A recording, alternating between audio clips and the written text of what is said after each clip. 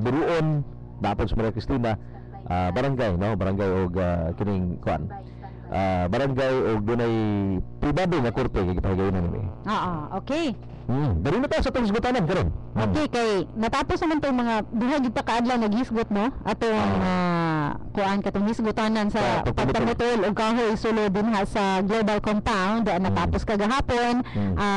Pinaagi sa pagpaminaw sa actually kuan kagahapon atong gisgutan katong gingon nato bang ay no dili kagahapon yan itong nakalabang adlaw pero doon na tayo kuan doon na tayo sumpay kalabot sa session pa supplemental ato na pero di ba ka nag-isgot na doon di na tayo mga sanga nini nga mga issue o kahamoy sinugdanan nini nga issue nga nang gipamutol ng mga kahoy ato na hisgutan kagahapon adlaw kay ato man pong giingon god nga kini nga hisgutanan nga nagsugod pinagi sa pagpamutol og kahoy lawom kaayo ni siya og kuan dako ni siya nga hisgutanan dayon lawom kaayo gigikanan sa maong issue nakasugod lang gid ta sa katong pagpamutol sa kahoy tungod sa aksidente sa kadalanan nga atong gisugdan dayon nagsunod-sunod dayon og kagahapon sa quote unquote supplemental nga issue nahuman naman to katong masaysay na to ang sitwasyon karon kay actually di naman gito komentaryo ba nga sus gamay ra kaning issue ning pagpamutol sa kahoy mas bugat ang issue wala gani manginlabot ang sangguniang panlusod sumala pa sa katong panahon nga wala nagikaon ang mga kawani dunay mga paningkamot gawas din guys good sa issue sa pagpamutol sa kahoy di na pa paningkamot ang sangguniang panlusod sa iligan diha sa pagtubag daw paghatag og kasulbaran ning natawag nato mahog na gining white elephant no mahog na ning white elephant hulma nato ang mga linya nga gigamit sa usa ka kanhi konsehal dinhi sa Tacloban white elephant ang Global Steel no nagtabo so dunay mga gihinunglakan sa nini so nahuman naman ta moanhi na sad ta og lain nga hisgutanan nga sigurado ko nga dili ni siya mahuman sa usa lang ka lingkuran nato karong sa usa ka hugna karong ilabi na gid karon nga paglingkod nato posible nga masumpayan pa ni sa umaabot nga Lunes siguro Martes depende na sa moabot sa mga regular anchors kabahin aning unsa ni siya nahisgutanan Sir Mavs kini kalabot sa pagdapit sa mga sakop sa Sangguniang Panlusod pinagis komitiba sa patubig Committee on Water sa pagpangulo ni City Councilor Bayani Ariola gipatawag ang mga kadagkuan sa Iligan City Water Works System kalabot kini ni atong request for authority sa Sangguniang Panlusod naghangyo sila nga ma-charge kining usa ka proyekto kining pag-ayo sa bumbas tubig o pumping station diya sa kung asa man ni I suppose ko ano siya I assume kaning sa upper na plano ni no ato ni masayran atong magnabi karon aniya karon sa linya actually kani ato gini siyang gihulman makadot iyang oras taliwala nga sa ato na aso nga kaninyo mo na may atong regular angkon nga tulumanon pero nagatambong ni siya o kuan gatambong ni siya sa usa ka nasudong kakalihukan sa Philippine Councilors League dito sa Dakbayan sa Sugbo niya karon si City Councilor Bayani Ariola Chairman Committee on Water sa Sangguniang Panlusod Councilor Ariola mayong buntag ya sir. Ben, may buntag kanimo diha o ingon man sa imo ang kauban na si Divina maayong iligan kanakong tanan o salamat kayo ini gayon ini yata kanako. Okay, sir kining kalabot atong kuan diretso rin sir limitado ang tag-oras no kini bang katubitong gidapit nimo ang mga kadagkuan sa Iligan City Water Works System dili to sila request kalabot sa i-charge ang kanabang kuan ba pagbayad sa kontraktor pag-ayo niya ng pumping station asa ni nga pumping station sir o nganong karon ba niya na pangayo nga kato na dunggan nga nahuman na naman na trabaho naman din nga proyekto kini siya din no sa kuan siya sa pumping station number 1 actually pagkahitabo during the time sa Sindong adunay mga aid no nga gihatag ang mga national line agencies labi na sa pagtabang sa atong lokal nga pagamhanan o gusto ini nga ni tabang mao ang kini sa LOA no dunay kining kandidat nga gipaabot ang LOA para sa pag-rehabilitate sa atong mga nagupa nga mga kini sa patubig sa Dakbayan sa Iligan.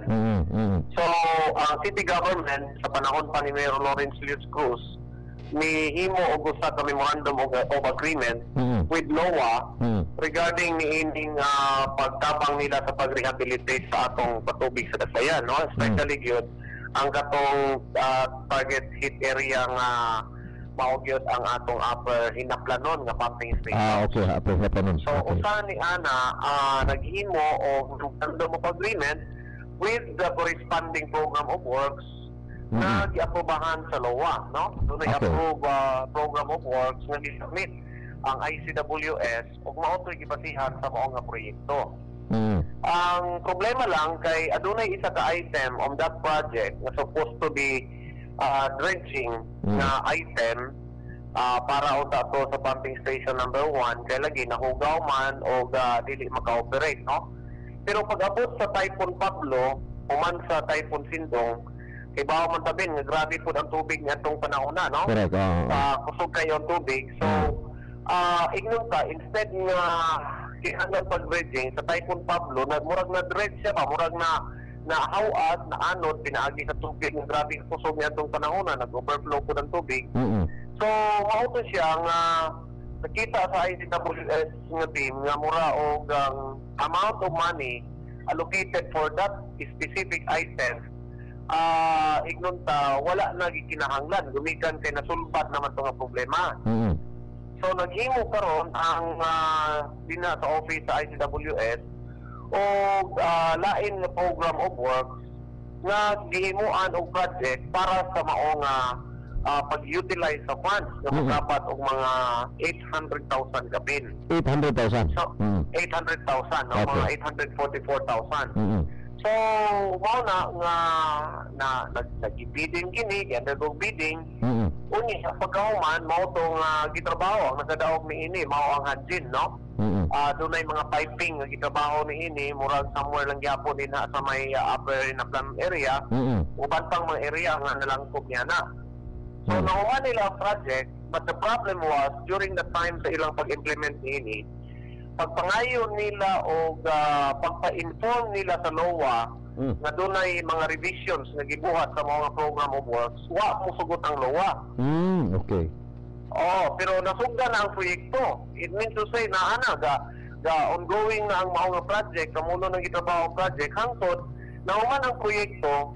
Ang problema lang kay ang LOA, dili sila release sa mga funds tungod kay wala sa specification sa original program of works. Okay. So mo na pong problema karon kay lagi ingana. So mo tong nag-request ang city mayor nga tagal sa authority sa bayad ni atong maong project atong 800,000 kapin nga kuhaon gikan sa 5% calamity fund. So ang question karon sa sangguniang panglungsod, why is it during that time na naghimo sila o program of works nga giaprobahan sa mayor nga trabahoon sa Hanjin ang mao nga item, wala man siya mangayog authority sa sangguniang panglungsod. Wala siya mangayog authority sa sangguniang panglungsod, unya karon aya pa siya mangayog authority human na ang project. So supposed to be that authority should be given prior to the implementation of the project. Dili ini kahuman na sa project. Bagay. Kunya, at the same time, ako po isusi, sige sir, Freddy Showman, mo'y head, no, sa kining Iligan City Disaster Risk Reduction and Management Office, siya man mo'y committee chair ni Anas Sangguniang Panglungsod. Ipangutana po siya kung allowable ba nga magamit ang 5% calamity fund regarding ni Ana. But the problem was, dili pwede nga magamit kini kung wala una sa nga tanan. Number 1, kinahanglan og resolution sa council, Risk Reduction Council. But number 2, naabay plano ni ini nga na-approve as part of the 5% calamity fund. So in other words, dunay mga technicalities nga dili gihapon pwede nga hatagan na mo authority ang mayor to utilize the 5% calamity fund para sa pagbayad niya ng mga project. Okay. So meron ni sa sitwasyon. So unsa gimo ni mga lakang karon sir, gibalik dito sa buhatan sa mayor ang maong request. Yes. Atong gibalik sa buhatan sa mayor gumikan kay dili man gyud allowable by law. Dili man pwede nga i-utilize ang maong 5% calamity fund na iyahang gamiton para sa pagbayad sa proyekto. So not part sa plano. O doon naman may plano, di araran. Anyway, this is outside your committee. Pero basta doon na kayo nabalaan ano eh. Doon na may... Supposed to be the utilization of that 5% calamity fund, no? Number one, there should be a council resolution nga naghimo sila og meeting, convene silang meeting na mauning mga appropriations na gikinahanglan with that calamity fund. Number two, na ay program, na ay plan. So dapat ang plano nila, ingani-o nila paggamit, paggasto ang mga kwarta. So kanapon, murag i-convene pa manggani siguro kanang maong council or ipatawag po namo siya ang in-charge siya ng maong office Maki Makapagal para maghihatag og explanation yun sa pag-utilize ang 5% calamity fund. Okay. Okay sir, so salamat kayo no, abo kang gidisturbo kadali. Ang uban siguro nga mga aspekto rin atong interview ni available man siguro karon kay may aman, nagpabilin na gidinis na po ang siligan si Vice Mayor Rudy Marso. Salamat kayo sir. Yes, salamat kayo din no, giningaw ko din na sa atong programa o manginaot kita so di mana makabalik na gyud ang duha sa mga Manila yun daw sa tinurangay. So Ben, salamat yung kayo sa inyong pag-tanggay ka na to. Okay. Pas, gimingaw po minimo ni tanaw na lang big picture ninyo sa Facebook. Gundot ko color mo. Salamat kayo din. More power ka ninyo sa area. God bless Iligan. Okay. Salamat. Pwede siguro na to. Jude, pwede na to matawagan si Vice Mayor Rudy Marso.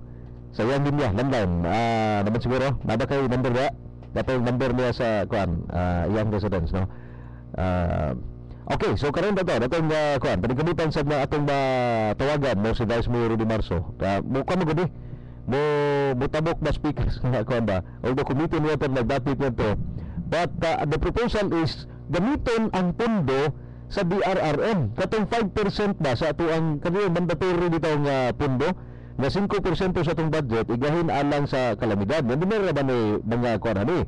Mga gitawag na to, mga mandato po ani nga kinahanglan na 70% of the preparation ya katong mga response na lang buti pa sabot mo may kalamidad unsa may imong kadaot ang 30% ray pwede may imong gastuhon dili na ilagdan tong 70%. Anyway naman guna sila mga kung sa tao pa doon na mga apelyido ba ang kanang mga budget married na ana na siya.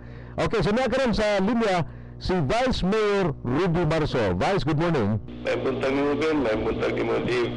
May buntag na Iligan. Naminaw ko sa interview ninyo ni Councilor Bayani Ariola. Alam ko idong na gato. Abin mo Ben, kibalo naman nga dili ka to, wak ito sa scope of work sa luwa. Kung i-proyekto to, i-charge sa luwa, pabaybalaan nila nga whether dawatong ba sa luwa, Hanjen should have prepared a contract with LUA para mabayad. Karon kay Kuanman, may balan lang gusto ko bang LUA nga to i-charge kanila. Kay karon kay dili man ang Kuan, ang mayor may gipapirma sa kontrata sa Hanjen. That means nga nakibalo na sila. Nga dili mo suot ang LUA kay wala kini sa scope of work. Pirmahan man sa mayor, so it binded the city government to an obligation. Dapat yung bayad sa kontrata. Dili kayo magulat na sa LUA na may bayad na mong kontrata. In the first place, the original project was the contract was signed by LUA and Hanjin. Iligan City. Kaya kung Iligan City kayo pupirma sa kontrata, that means Iligan City may mabayad. Diba? Unless ilang i-download si Iligan. Pero the fact that nga wala dito ang kontrata dito sa LUA, ibala na ito nga ang LUA, diligin siguro mo yung bayan. So, before the project should have started, LUA was consulted. Padala kita sila ito sa LUA o communication whether this particular work can be absorbed by the LUA funding. In addition, history ni Inalon, this was during the time of Lawrence Cruz. Wherein the Congressman Bart Belmonte, naningkamot makakuha o funding about 15 million sa LUA para ining atong repair sa atong pumping station. And I also know that the Congressman even even add 1 million to the 15 million given by law. So, bukan na history niya na. So, ang ako gusto yung drive Ben is this, no? Na before unta, gipirmahan sa mayor, he should get an authority. And then, kung matuo sila nga pwede ito i-absorb sa luwa, mananidya siya sila sa luwa.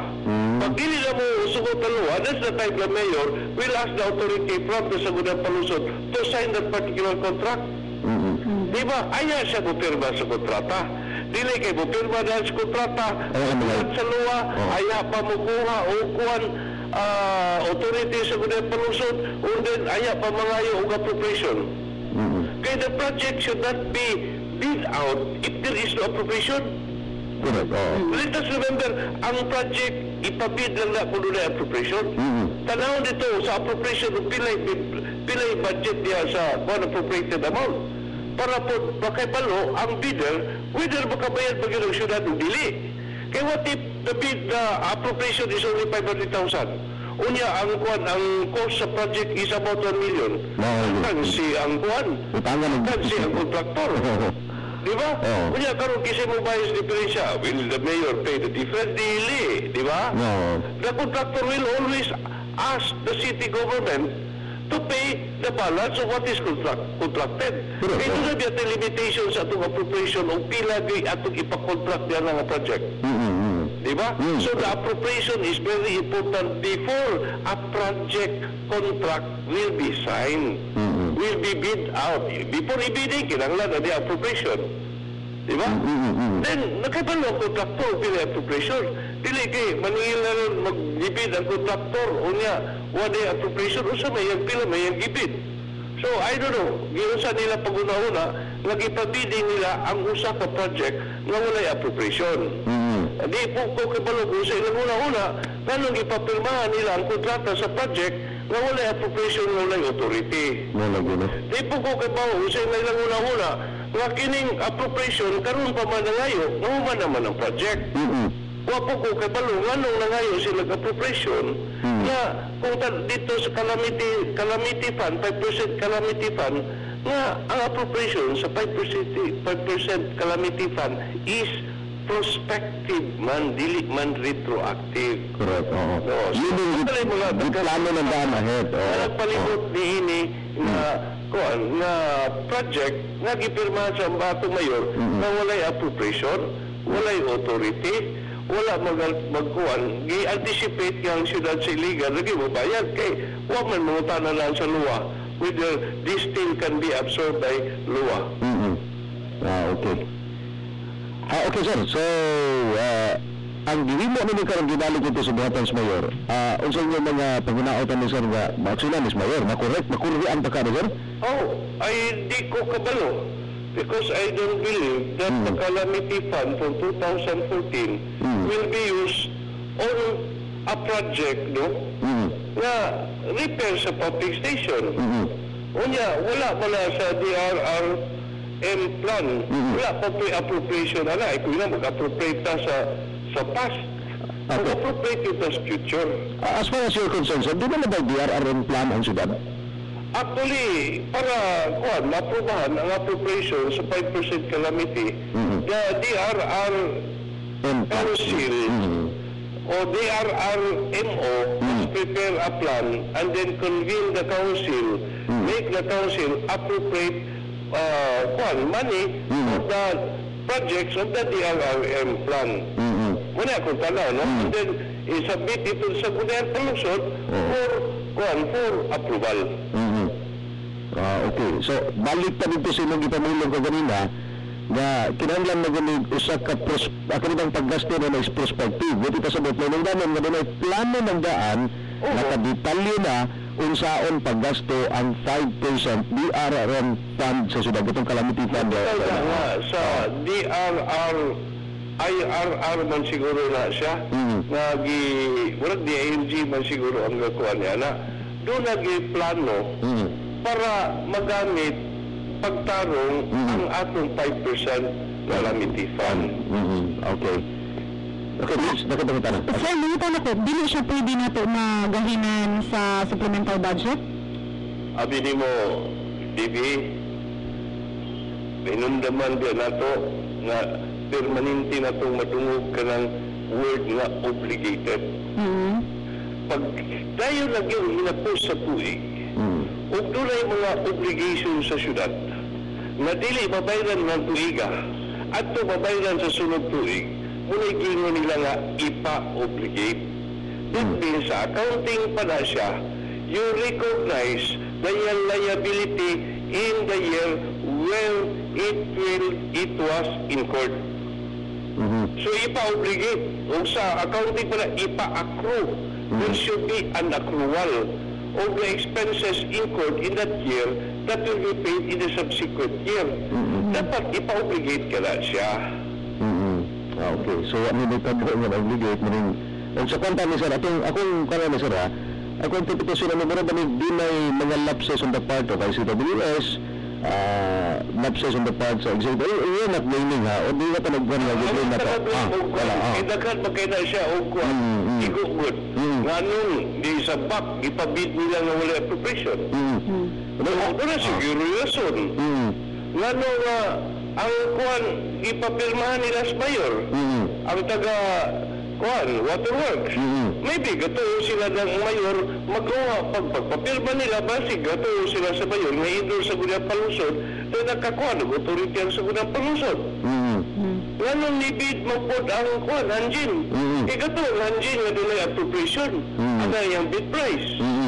So, daghan kini lapses, no? And then subsequently, we will determine which really, sa dinitabuan o usa ba'y dapat buhaton. Okay, so gibalik ko dito, anyway, katong pagbalik ko dyan sa doon may kasukit na communication as to your observations nga doon ay mga lapses. Ato na diha? Ginarate man to sa waterworks, no? Okay. Ugon sa inahitabo. So that the Sagudang Palusod will understand. Okay. The members of the Sagudang Palusod will be back, no? Karon nga, abot naman sila tanan. We'll be discussing about this problem. Una-una gani ko, magtawag ko usa ka caucus specifically to discuss this particular problem. Kay dili mo gud ni siya ingon nga diha di mo masulbad dito. Kay this entails the responses of the different committees. Nga nga mapiktuhan ini. Sila may nakibalo silang komitiba, sila may magpasal sa mga resolution, sila may magbuhat sa appropriation, sila may maghahap ng authority. Ako, presiding officer naman ko, manager naman ko niya. So, I will also respect their wisdom. I will ask them, ugo sa ilang mga hula-hula, ugo sa mga lakang dapat buhaton para masulban kini nga problema. Or doon na bagay kasulbaran kini nga problema. Kaya binigog nga Ben, kung amo kung punin appropriatan, no? Kung ipalusot na mong i-appropriate na mo ni, so ma-appeal niya po ni. So kung doon ay mo reklamo, litas lebentel nga kaming tanang, i-obserbahan des publiko.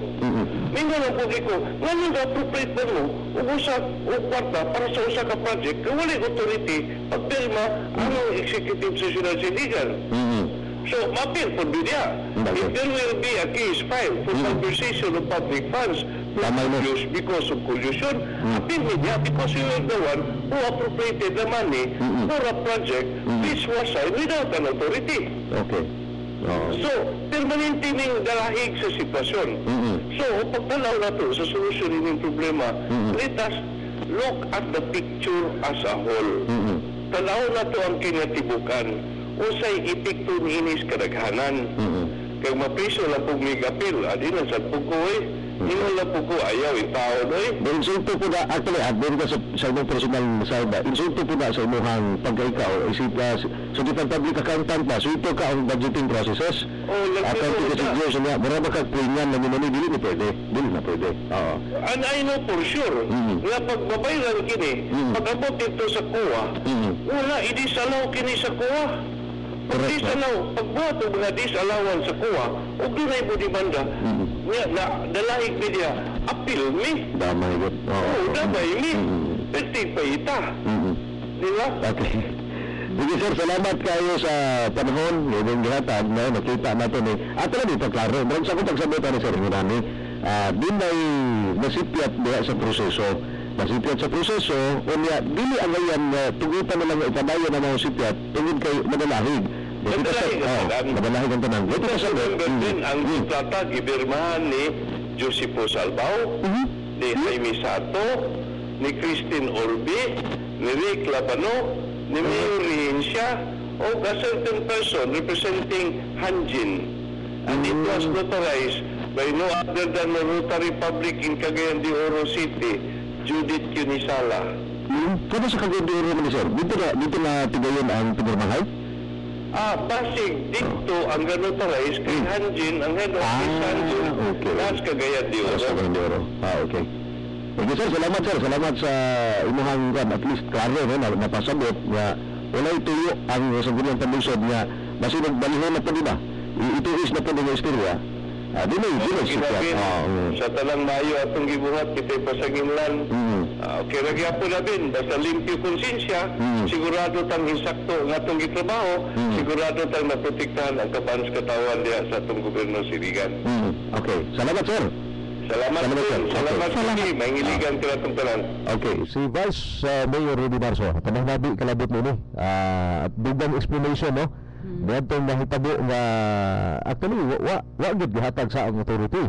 Tungod kay dunay angay, dunay sipyat nga angay kurhian, no kurhian ginamik sa and ato nasabtan nga parte sa pagbalik dili nga basta lang ibalik. Dunay explanation, dunay communication sa mga observation sa mga sakop sa sangguniang panlusod nga dili na mo mahatag ang authority gumikan niini nga mga nakita nga mga problema nga mga lapses diha sa proseso.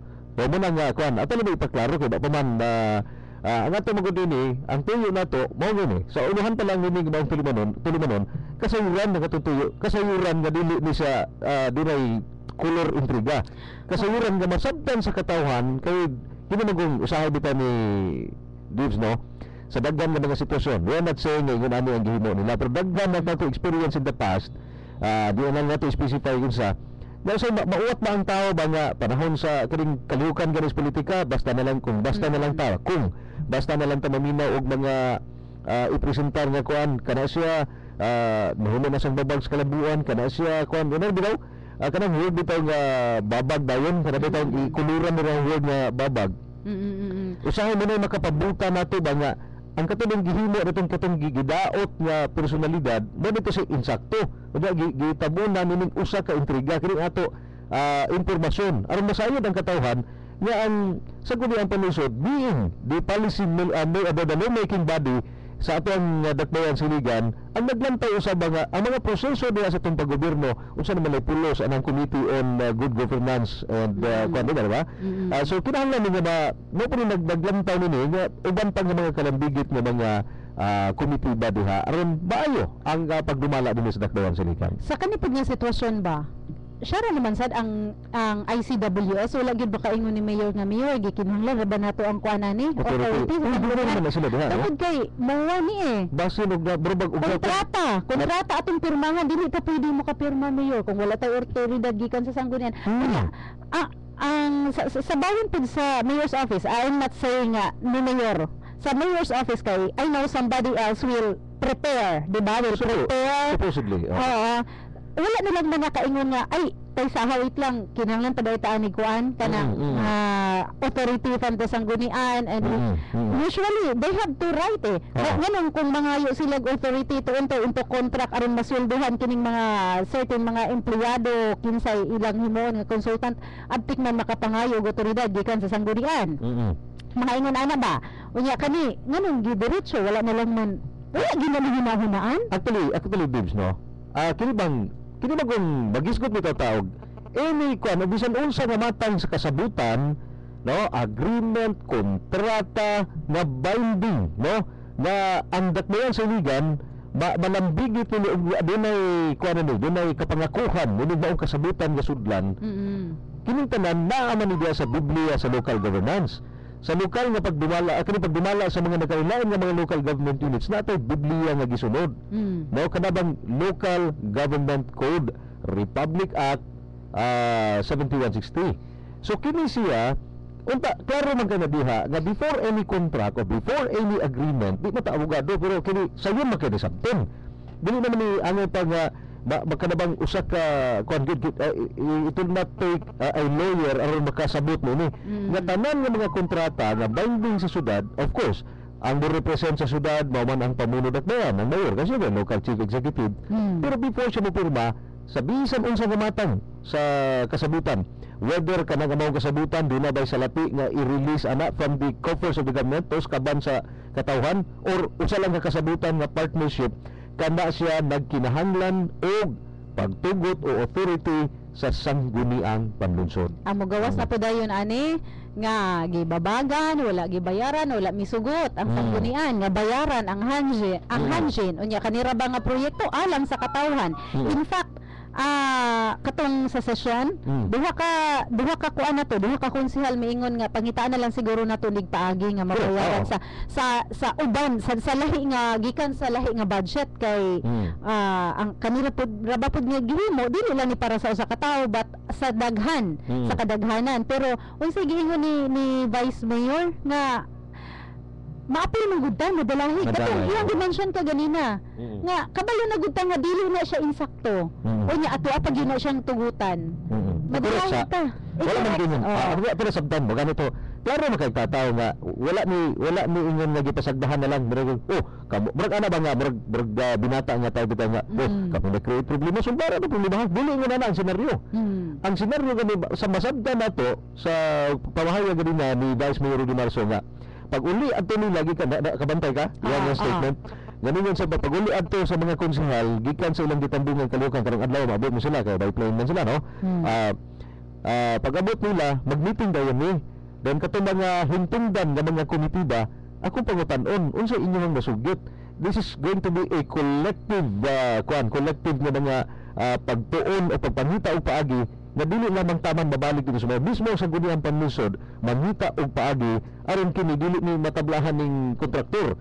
Kay actually ang katawhan sa iligan may makabenepisyo na mga proyekto patubig ni daw katubig ning patubig nasabtan ako mao-order kini kadtong mga sistema natos patubig katong mga bomba sa tubig no pumping stations na naguba panahon sa kalamidad. Mao ni siya. Nay nag-text ingin siya nga makahuna-huna man pudtaan makahuna-huna ang pudtaan nagdili maayo kay nganong sa Cagayan gi permahan. Actually wala ni ingon nga sa Cagayan gi permahan.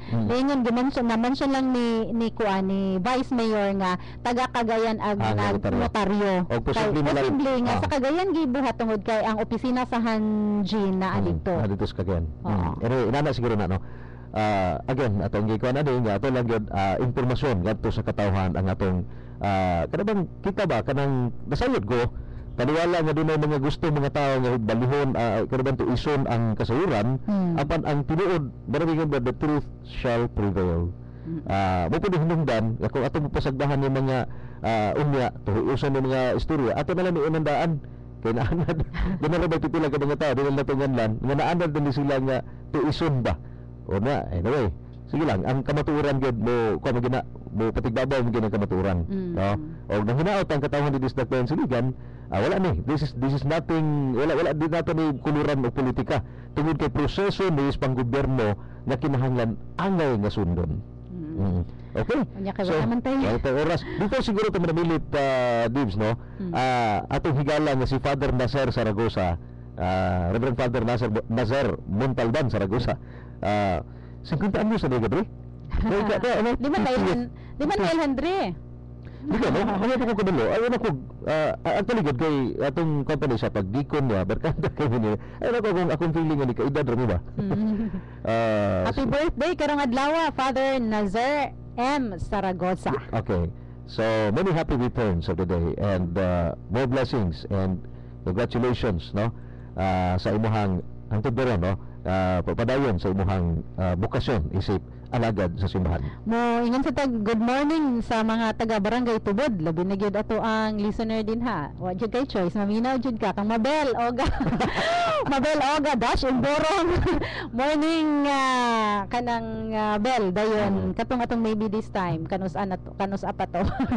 Nag-schedule na unta mi.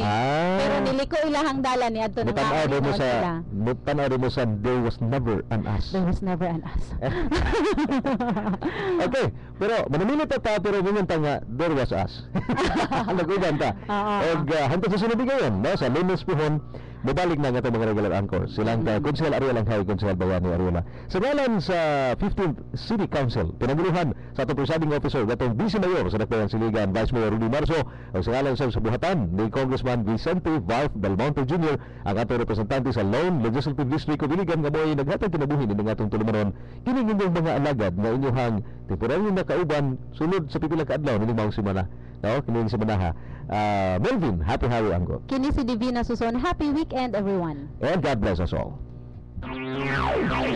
Inadumati ang usa ka binayran nga programa. Ang mga pulong o gunahuna igluwatan sa Dumala, iyan lamang ug labot ang kawani o tagdumala ning sibihan RMN Iligan. May nangyayari dito at doon. Nagbabago ang panahon. Alamin kung saan tumutuloy ang bayan ngayon. Mga kasama ng puntada, kiningahan ayon sa atong balitang tatak, RMN rapid kaninyo sa nagtingal sa Joy Dishwashing sa tamang kontrol at mapipit pa sa 2 baretang 10 pisong Joy. Inumana sa 5 years. Niabot na sa kinatibong